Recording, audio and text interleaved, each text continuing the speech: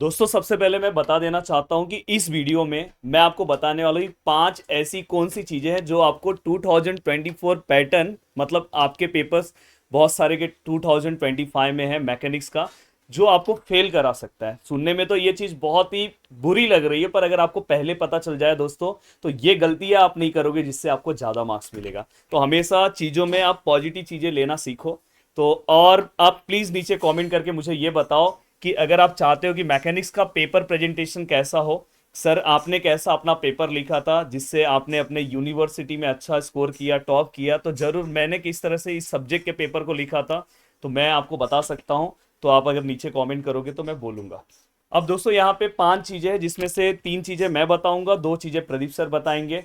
और कि ऐसे क्या 5 मिस्टेक हैं जिससे हम मैकेनिक्स में इस 2024 पैटर्न का जो भी हम एग्जाम देने जा रहे हैं इसमें हम फेल होने के चांसेस रहेंगे। ऐसी कौन सी 5 चीजें हैं? यस, मैं प्रदीप सर से पूछना चाहता हूँ कि प्रदीप सर पहली चीज कौन सी है, पर पहले तो हमारे चैनल पे जो नए जुड़े हैं उनको बताना चाहो। सो गाइस, सबसे पहले तो मैं आप सभी को बोलूंगा कि भाई चैनल को सब्सक्राइब कर लो एंड हमें एक मोटिवेट कर दो, क्योंकि मोटिवेट करेंगे तो ये दोनों भाई आप लोगों के लिए कंटिन्यू लगे रहेंगे। मतलब लगातार हर चीज़ें। और दूसरी बात गाइस, अगर यूनिवर्सिटी वाइज आप मैकेनिक्स से हमसे जुड़ना चाहते हो, हम ही दोनों भाई ने तैयार किया है। हमारा ऐप डिस्क्रिप्शन में लिंक दिया हुआ है, उस लिंक को डाउनलोड करो। नंबर भी दिया है, हेल्पलाइन नंबर, जुड़ सकते हैं अपने यूनिवर्सिटी वाइज।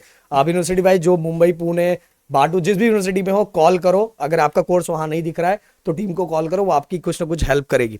और अगर आपका दिख रहा है तो आप डायरेक्ट परचेस कर सकते हो।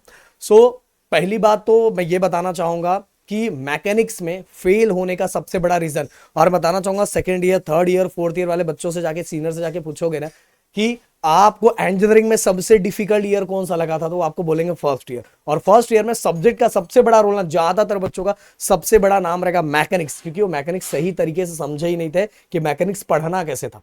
तो उसके अंदर की सबसे बड़ी गलती, तो सबसे मिनिमम गलती है, वो आप लोग को पता ही है कि कैलकुलेटर यूज करना न आना। और कैलकुलेटर यूज करना नहीं आना, ये सबसे बड़ा मिस्टेक है गाइस। क्योंकि कैलकुलेटर यूज करने नहीं आ रहा है, आप उसके लिए टाइम लगा रहे हो, जबकि इतने बड़े बड़े कैलकुलेशन है। अब बहुत सारे बच्चे, राहुल सर मैं बता रहा हूँ यार, मैं बहुत सारे अपने इधर के बच्चों को भी देखता हूँ, कैलकुलेटर क्या करते हैं, वो डायरेक्ट सॉल्व करते हैं। भाई मैं समझाता हूँ, भाई हाथ जोड़ रहा हूँ, तेरे तेरे को कैलकुलेटर दिया गया है और उसको यूज कर। बोर्ड वालों को पता है, मतलब यूनिवर्सिटी वाले को पता है कि तुझे कैलकुलेशन आता है, तो तुझे कैलकुलेटर का यूज करके इतना बड़ा कैलकुलेशन आराम से कर सकता है। तो कैलकुलेटर पहला है। तो प्रदीप सर ने पहली चीज बता दी, अब दूसरी चीज मैं बोलूंगा, फिर प्रदीप सर आगे का बताएंगे। तो 2 चीजें प्रदीप सर बताएंगे। पहली चीज प्लीज नोट डाउन कर लो, कैलकुलेटर। ये जो आपका प्यारा कैलकुलेटर है, देखो मेरे साथ भी हमेशा है, आपकी वजह से हमेशा रहता है, इंजीनियरिंग खत्म होने के बाद भी लेके चलना पर पड़ता है। इसके कारण एक लफड़ा हो जाता है सर। 12th में कैलकुलेटर यूज नहीं कर रहा रहता है, हाँ। और हम कैसा सब जगह हैंडल कर रहे हैं ना, तो तो प्रॉब्लम हो जाता है। तो कैल्सी का प्रॉपर यूज। अब देखो पॉइंट नंबर सेकंड मैं ये बताना चाहता हूं कि पॉइंट नंबर सेकंड जो सबसे इंपॉर्टेंट डेटा बता रहा हूं दोस्तों, यूनिट। अभी मैं बहुत सारे स्टूडेंट को जब देखता हूं तो वो पूरा का पूरा सम सॉल्व कर लेते हैं। कभी कभी सम में कहीं कहीं पे दिया है और कहीं पे मीटर दिया है, इवन मैंने वो सम्स कराए भी है। कहीं पे हमें डिग्री में आंसर चाहिए, आप रेडियन में लाके रखते हो।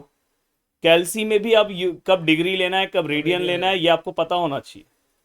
कहीं पे यूनिट, तो ये सेकंड जो चीज है दोस्तों, ये अगर आप यूनिट वाइज सब सम सॉल्व कर रहे हैं, यूनिट का ही आपका आता पता नहीं है। यूनिट वहां पे पता चला है सेंट्रॉइड के सम में कभी कभी कहीं पे अलग यूनिट दिया है, कहीं पे अलग यूनिट दिया है, और आपने धड़ धड़ धड़ धड़ सम सॉल्व कर दिया। लास्ट में इवन आपको पता भी चल गया यार मैंने तो यूनिट चेंज ही नहीं किया। टाइम की बहुत कमी तो पड़ जाती है टाइम इसमें। का एक सबसे बड़ा आपको प्रॉब्लम हो जाएगा। तो इसलिए मैं ये बोलना चाहता हूं कि सेकेंड जो चीज है वो आपको यूनिट, आपको 2025 या में जो आपका एग्जाम होने वाला है 24 का पैटर्न जो है वो आपको इस सब, अगर यूनिट पे आपने फोकस नहीं किया तो हो सकता है बहुत सारे स्टूडेंट इसकी वजह से भी फेल होते हैं। तो मैं चाहता हूं कि जो मेरे स्टूडेंट हैं वो ये गलती ना करे। तीसरी चीज जो मैं बताने जा रहा हूँ ना, आपको पीवाई क्यू सॉल्व नहीं करना। पीवाई क्यू सॉल्व करोगे ना तो फिर बहुत गड़बड़ हो जाएगा। बहुत बड़ी चीज पीवाई अनाउंसमेंट हो रही है, इसको बट इसको बट ब्रेकिंग न्यूज चला दिया जाए। बट राहुल सर, आधा अधूरा ज्ञान ना बहुत डेंजर होता है। मैंने बोला पीवाई क्यू सॉल्व अगर आप कर रहे हो तो बहुत कुछ गड़बड़ हो सकता है, पर ये आधा अधूरा ज्ञान है। पता चला इतना सुन के बच्चे चले गए, कट करके कोई रील्स बना दिया नहीं, तो इतना सुन के चले गए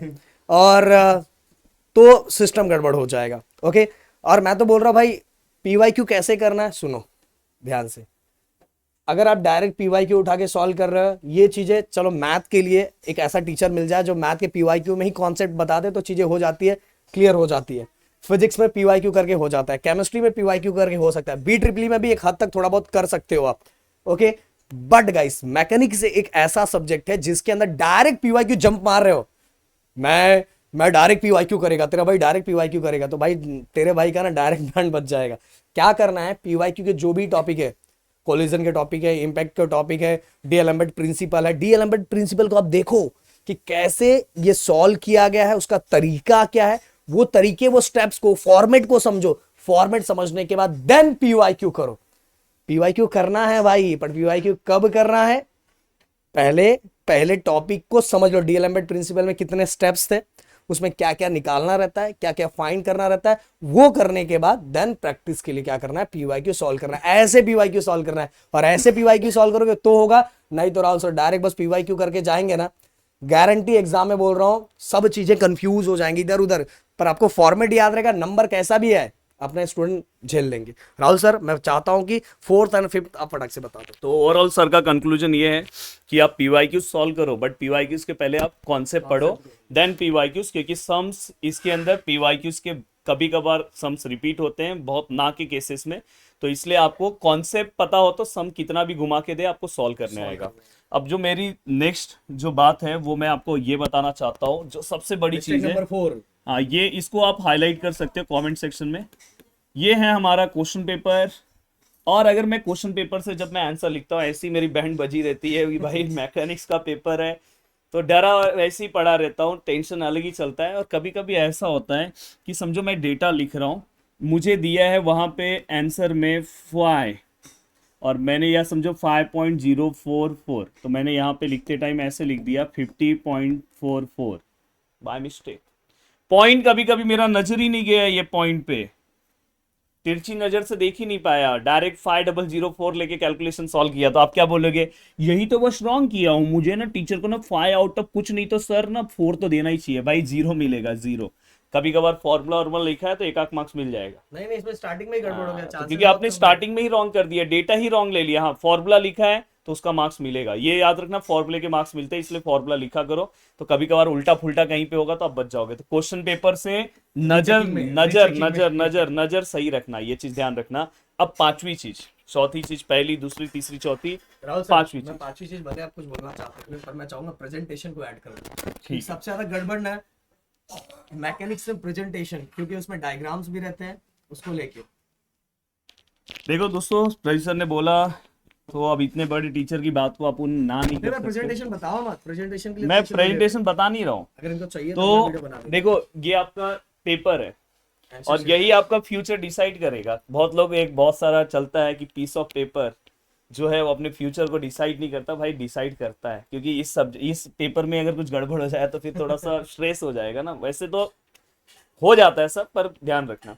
तो मैं ये बोलना चाहता हूँ, इसमें आपको प्रॉपर पता होना चाहिए कि कहाँ पे अपने को डायग्राम बनाना है, फ्री बॉडी डायग्राम कहाँ पे बनाना है, कौन से डायग्राम में फ्री बॉडी डायग्राम बनाना है, ये सब चीज। बहुत सारे लोग डायरेक्ट कैलकुलेशन है, धड़ धड़ धड़ धड़ मारा कैलकुलेशन है, आंसर लिखा, बाहर आ गए, पता चला बाहर एक्सपेक्ट करके आया आप, तेरे भाई ने तो 4 क्वेश्चन लिखा एकदम राइट है, और सब में कितना है, सब में 20 प्लस 25 प्लस मार्क्स का 28 मार्क्स का लिख के आया है। 24 तो तेरे भाई को ऐसे ही मिलेगा खुद से। पर बाद में ये पता चलता है कि तेरे भाई ने उसमें फ्री बॉडी डायग्राम नहीं बनाया था, तेरे भाई ने उसके अंदर प्रॉपर आंसरिंग नहीं किया था, यूनिट लिखना भूल गया था। देखो एफबीडी और केडी बनाना, केडी मेरे सेक्टर में केडी बनाना बहुत जरूरी है। FBD free body diagram, Rahul sir kinetic and kinematic में इतना मस्त तरीका इनको बताया ना मैंने कि केडी और एफबीडी। तो ये ध्यान रखना, चाहे आप जो भी जिस भी यूनिवर्सिटी से हो, 5 चीजें आपके लिए बहुत ज्यादा इंपॉर्टेंट है। प्लीज अपने यूनिवर्सिटी का आप नाम लिख सकते हो।